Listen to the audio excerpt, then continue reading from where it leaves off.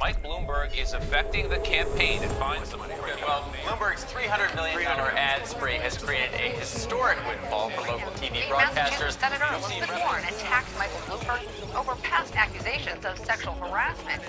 The strong start by Bernie Sanders is triggering alarm among some Democrats. Hello, I'm Richard Gisbert, and you're at The Listening Post. Among the stories we're covering this week, it's an election year in America, and the battle for the Democratic nomination has Bernie Sanders and the corporate news media at odds. Freedom of speech has returned to Angola, and the satirists have the knives out for the political establishment. A tit-for-tat diplomatic spat between Beijing and Washington has American and Chinese news outlets caught in the middle. Plus, Australia, the wildfires, the climate crisis, dead homes, dead reefs, and a dead tourism industry. And speaking truth to power. We're in the early days of U.S. election season, and the battle for the right to take on Donald Trump has the makings of a two-horse race. On the progressive side of the Democratic Party, Vermont Senator Bernie Sanders, currently polling at around 30%. To his right, former New York City Mayor Michael Bloomberg, a late entry at roughly 20%. In the coverage of the two candidates whose politics are poles apart, the U.S. media are showing their true corporate colors. Sanders is a Democratic socialist, Bloomberg the 9th richest person in the world. Sanders relies on a huge grassroots following, record-breaking fundraising from individuals. Bloomberg has already spent more than $350 million of his own money on an advertising blitz. Over the first two primaries, Sanders, in both number of votes and delegates won, has been at or near the top of the pack. Yet in much of the news coverage, he is being cast as simply unelectable. There's a long way to go before November, but for a lot of American voters, the U.S. media are already an election issue. Our starting point this week is the site of the third Democratic primary, the state of Nevada. The politics of primary season move fast. Frontrunners can morph into also-rans at the drop of a hat. Or in the case of Elizabeth Warren, going after Michael Bloomberg at the drop of a mic. I'd like to talk about who we're running against. A billionaire who calls women fat broads and horse-faced lesbians. And no, I'm not talking about Donald Trump. I'm talking about Mayor Bloomberg. As of this writing, the two Democratic frontrunners are Senator Bernie Sanders, a Democratic socialist, and a billionaire media mogul turned politician, Michael Bloomberg. Which tax haven? New York, your home. New York City. This week's debate in Las Vegas was the first in which Bloomberg has actually taken part. Up until then, he let his money do the talking, spending more than $1/3 of $1 billion on advertising. Bloomberg is the only Democrat who can take on Trump. His face is what you see every time you turn on the television. If you're listening to the radio, if you're on the internet, Bloomberg, Bloomberg, Bloomberg, all the time. I like Mike. I like Mike. I like Mike. I like Mike. I like Mike. I like And Mike. in a limited way, we've already seen its efficacy. Early signs are that he has absolutely annihilated the centrist moderate lane, and his only opponent at this point is Bernie Sanders. Some people might say don't hate the player, hate the game, but at the same time, our lives are not a game. I mean, this is reality, and we're allowing someone who is virtually unchecked to bypass process. Mike will get it done. Mike will get it done. Mike will get it done. Michael Bloomberg has been able to run ads and posts and engage influencers to make him seem like, the cool dad or granddad without actually having to be vetted on his actual record, on his issues. He's able to misinterpret and distort, and that is a problem. And so it's a perfect example of how the U.S. democracy is so fragile in the sense that it doesn't represent the interests of the people, but in fact represents the interests of those people who have money. And the people who receive it. The bulk of Bloomberg's ad spend is on television, filling the coffers of some of the networks covering him. The corporate media also seem to have a conflict of interest when covering Bernie Sanders, who wants to rein in corporate power and raise taxes on the rich. The network taking the most heat for its Sanders coverage is MSNBC. MSNBC's politics are center-left, but with a capitalist C. It openly opposes Donald Trump, but constantly tells its viewers that the socialist Sanders, who keeps leading the polls, is unelectable. Black voters said we would rather vote for the king of stop and frisk and gentrification than for Bernie's socialist revolution. MSNBC's Stop Sanders campaign has irked many Democratic voters, previously undecided ones, one of whom said as much on MSNBC's air. See, the reason I went for Bernie is because of MSNBC. The stop Bernie cynicism that I heard from a number of people, it made me angry enough. I said, okay, Bernie's got my vote. There is an ideological divide at play in MSNBC's coverage and a generational one. I have my own views of the word socialist, and I'll be glad to share them with you in private. Even though polls show that 40% of Americans, most of them young, have a positive view of socialism, the pundit class at MSNBC and anchors like Chris Matthews spit out the S word like it's radioactive. I believe if Castro and the Reds had won the Cold War, there would have been executions in Central Park, and I might have been one of the ones getting executed. And his vision of Bernie Sanders as this Stalin-esque figure who's going to bring back the gulags and executions in Central Park is completely off base. Bernie's message of democratic socialism is something that is more like what we see in a lot of European countries. In the working out of a great national program. And the great irony is we've seen it in the United States of America. It is very similar to the New Deal policies of Franklin Delano Roosevelt. So when they say that Bernie Sanders is some crazy radical, no, what he's doing now is a more inclusive reboot of really the greatest economic movement in American history. At the end of the day, you do have a deep generational divide. And you will hear folks, certainly on the right, who will say, oh, wow, socialism's the same as communism. But it's particularly troubling to people when you hear savvy, engaged commentators who really should be on top of it, kind of falling into some of those traps. They're not interested in socialism and the revolution and all that foolishness you hear. And I think that there's a lot of pushback on that. Younger folks, and even some older folks are like, hey, hold it. That's not a realistic discourse. Bernie Sanders is accustomed to hostile coverage from the corporate media. During the 2016 campaign, the Washington Post, which insists it has editorial independence under its billionaire owner, Amazon.com's Jeff Bezos, managed to produce 16 negative stories on the senator in just 16 hours. Somebody was working overtime. In 2020, corporate news outlets are messing with or deliberately misinterpreting the numbers. Bernie Sanders may have eked out the most votes in Iowa and New Hampshire. But if you look at the numbers more closely, it shows a candidate hitting a ceiling. Given his performance in the first two primaries, any objective analysis would have Sanders as one of the front runners for the Democratic nomination at the very least. Many in the U.S. media have taken a more subjective approach, dividing the candidates into two categories: progressives, led by Sanders, and moderates, which effectively means the rest of the field, and pitting them against each other. The New York Times did that on its podcast, The Daily. Bernie Sanders got around a quarter of the vote, 25%, and he won. But another way of thinking about it is that if you add up all the more moderate candidates' vote tonight, they collectively got something like 70% of the vote. The impression created that when there's just one moderate left in the race, Sanders will ultimately lose to that candidate. Add up the moderate votes for Pete and Amy, and they overwhelm the Bernie vote. But the assumption that scenario is based upon, that moderate voters would never switch to a progressive like Sanders, has been shown in poll after poll to be false. Of course, if you add up totals from 3 different candidates against one person, you're going to have more. That's not how exit polling even works. And so we're seeing these real contrived moments in media right now, which unfortunately in 2016 led to the promotion of arguably one of the worst presidents in our history.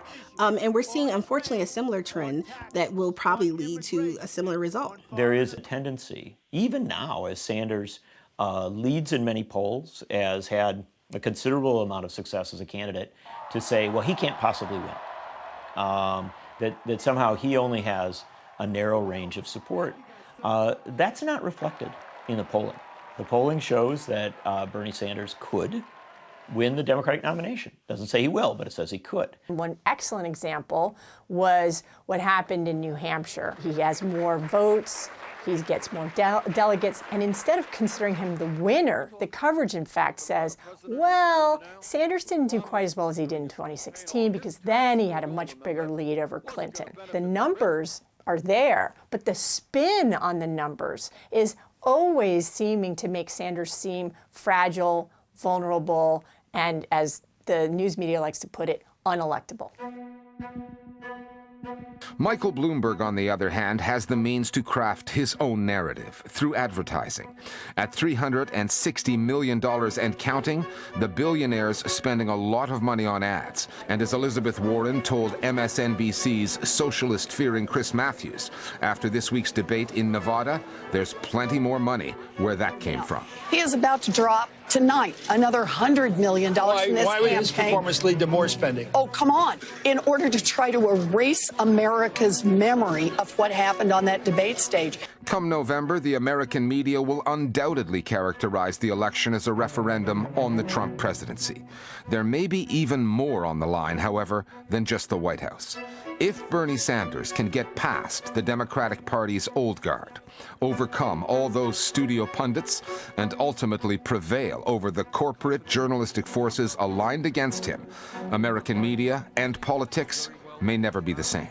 The Democratic primary is a major referendum on how much power and influence the American media has, because they are almost overwhelmingly and completely aligned against Bernie Sanders. So the question is, can the marshaled powers of American media stop Bernie Sanders? And if the answer is no, I think what we're about to see is an abrupt and emphatic end to the decades of monopoly that corporate media has had on the philosophical heart of American politics. Thank you all very much for coming out.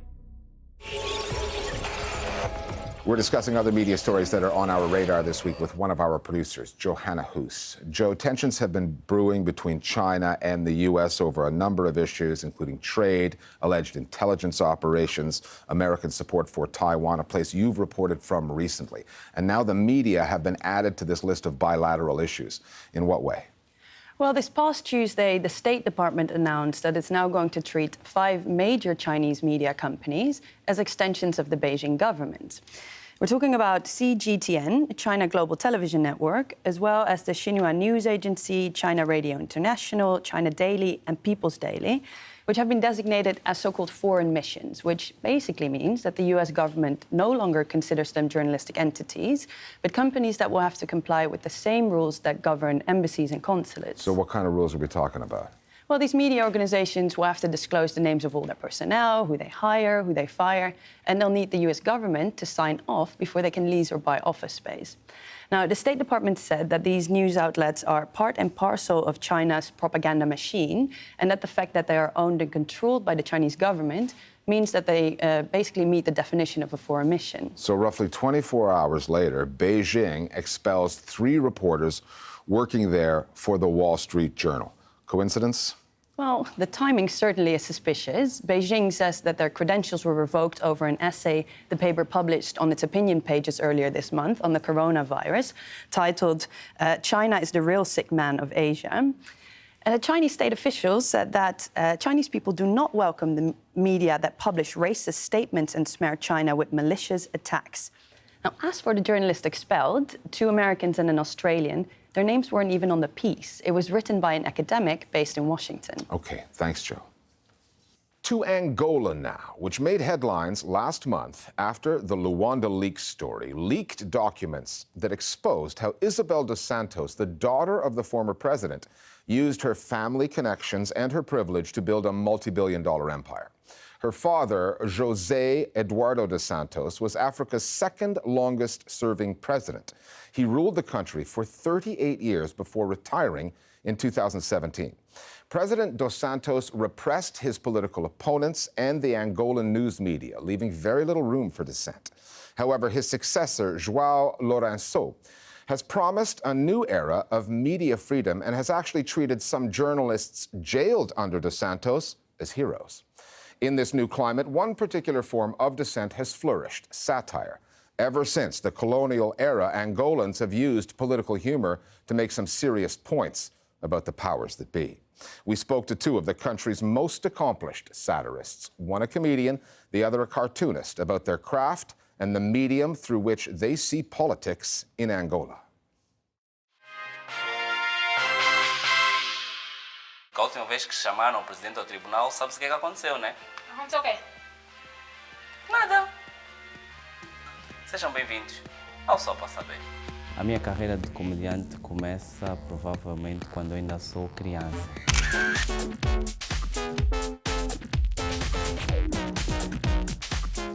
Mas eu cresço com o meu pai enquanto jornalista. E então eu cresço com muita informação.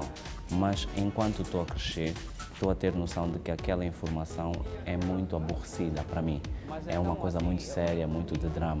Até que a partir desse momento em que eu deduzo que eu posso pegar na informação que eu tenho e trabalhar no sentido inverso.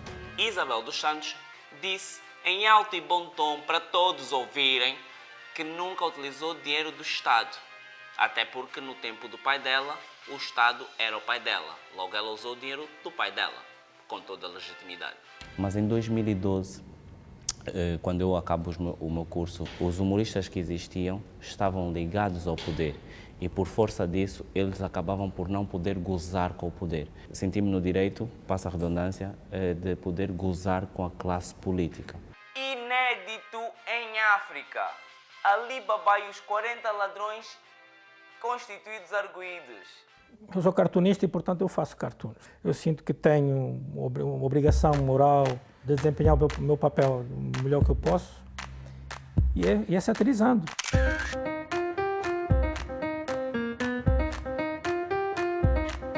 O presidente José Eduardo Santos foi presidente do país por 38 anos e à volta dele foi criada toda uma teia de corrupção que ele próprio promoveu e defendeu, né? Utilizando os seus próprios filhos. A sátira aqui é ele e a filha, né? Isabel, que agora é notícia em quase todo o mundo, dando o biberon, mamadeira, para ela, né? Que são os nomes das empresas todas que ela foi obtendo quase de mão beijada através do pai, né? Uma situação que todos nós vivemos em Angola e que pouca gente tinha coragem de falar. Eu comecei a minha carreira já faz quase 30 anos, né? Este ano vai fazer 30 anos. É assim, durante o tempo do anterior regime, do presidente Eduardo Santos, era muito complicado. Não havia uma censura explícita, mas havia uma censura implícita, porque a mídia é quase toda ela controlada pelo Estado. Televisão, rádio, jornal. Só havia um jornal diário em Angola, que é um jornal do governo. Ali, absolutamente, não podia publicar nada, muito menos que tivesse a ver com o presidente José Eduardo Santos. Aliás, eu fui demitido desse jornal há uns anos atrás, exatamente por ter publicado um cartoon que era muito agressivo para o regime. No tempo do José Eduardo, ele criou um clima de autocensura. E isso espalhou-se inclusivamente na capacidade de pensar. As pessoas tinham medo de pensar, logo as pessoas, até a nível de piadas, eram capazes de ter medo de rir. Nós estamos num país em que quem roubou está tudo bem, mas quem fala de quem roubou está tudo mal. O roubo acaba por ser mais legal do que a liberdade de expressão. Ou Só Para Saber, para tu teres noção, nasce precisamente de uma ideia do José Eduardo Santos. Ou seja, nós estávamos na rádio a fazer 15 minutos por semana de análise de notícias. Fizemos num domingo e na segunda-feira, logo a seguir, o José Eduardo exonerou 8 ministros. E no domingo seguinte, naturalmente, nós íamos fazer aquilo. Quando chegamos à Rádio Mais, na altura disseram-nos já não vão fazer ordens superiores. A partir desse momento, nós pegamos nisso e fomos para o YouTube. Criamos então o formato de Só Para Saber e hoje estamos na televisão. Era um período muito difícil, onde era preciso encontrar símbolos, metáforas personagens para retratar o indivíduo ou situações. O meu principal personagem é o Manquico, né? Um personagem que não trabalha, é preguiçoso, o termo imbumbável. Ele é, digamos assim, o veículo que eu utilizo para satirizar as situações reais que se passam na vida real, né? Tem um outro personagem que é o Boss Malaquias, que é um cara que encarna um bocado um tipo de indivíduo do novo rico que tem muito, né, em Angola, né? Pessoa que corrupta, que ganhou dinheiro fácil, que ganhou hábitos de vida fácil, etc. Portanto, eu criei sempre personagens que se enquadrassem na nossa realidade e acho que também por causa disso foi sendo bem tolerado. Desde que o presidente João Lourenço tomou posse, né, inaugurou essa nova época de luta contra a corrupção, pela transparência e etc., de liberdade de expressão, o presidente João Lourenço deu uma entrevista onde lhe perguntaram sobre a pobreza em Angola. E ele foi muito suave nas respostas, dizendo que não havia fome em Angola, que não se podia dizer que havia fome em Angola. Portanto, isso é uma sátira a contradizer exatamente o que ele falou, ele a comer faustosamente, né, rodeado de famintos, e a criança mostrando um dado da FAO dizendo que 99% dos angolanos passam fome.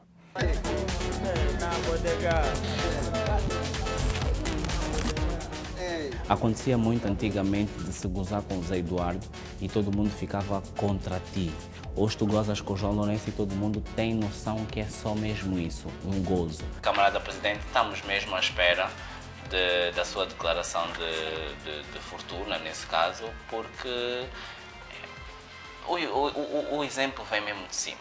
Simulamos uma entrevista com o Presidente da República e todo mundo, por falta de base, eventualmente, todo mundo estava convencido de que aquilo era real, que eu de facto tinha entrevistado o Presidente da República. A política do roubo e do abuso de poderes é para continuar ou vão substituir com o aumento de impostos?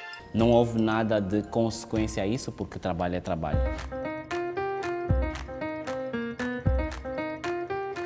Acho que houve uma melhoria geral, principalmente nos órgãos de comunicação social do Estado, mas ainda não é uma abertura total.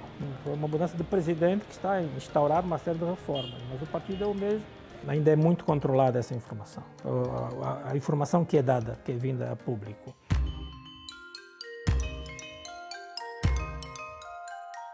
Acho que Angola precisa de liberdade de expressão, precisa de mais humor. O povo angolano é muito bem-humorado, né? O povo faz piada de tudo, e também a própria dificuldades, acho que a própria pobreza, a própria dureza da situação leva as pessoas a se abstraírem um pouco disso, né? E criarem formas de defesa, né? Satirizar o rico, satirizar o político, satirizar o poderoso. Isso são formas de resistência social às agressões que a gente vive no dia a dia.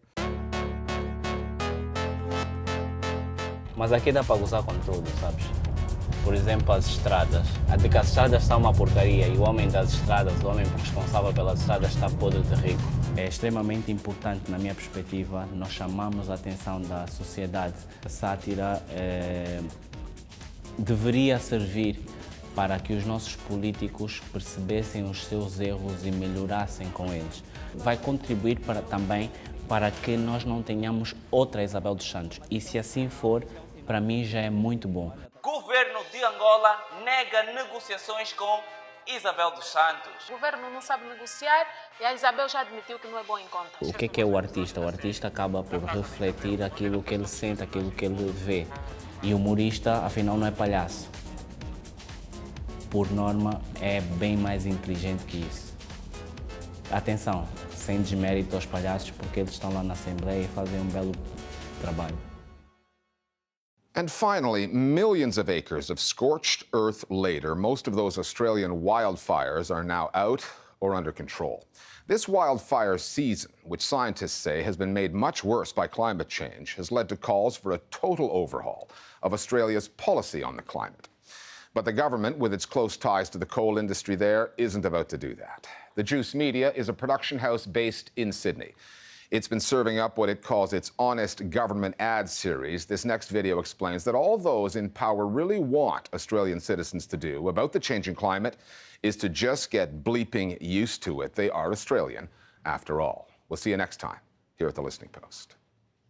Hello, I'm from the Australian Government. Welcome to the Anthropocene. We know this summer's devastating fires have been hard for you, but they've been hard for us too. We've been forced to accept the science. Kind of. Sure, it took the country being reduced to an ashen tomb for people, homes, trees, and over 1 billion animals. But hey, better late than never, right? Due to this catastrophe, we've decided it's time to take action. Introducing our new and updated climate policy. Get used to it. Choking on smoke, kids in gas masks, dead fireys, dead animals, dead homes, dead reefs, and a dead tourism industry? No problem. Try get used to it. It's all part of the new and exciting stage of our abusive relationship with you. What's that? You thought our job is to keep you safe? Oh, sweetheart, our real job is to keep them safe from you. If terrorists had caused a fraction of the damage these fires did, we'd go to war. But since it was mainly caused by our donors, we'll go and reward them with approvals to build this tumour, drill for oil in the Bight, and launch the most polluting project ever built in Australia. Join us next week for more on how we'll keep sinking your money into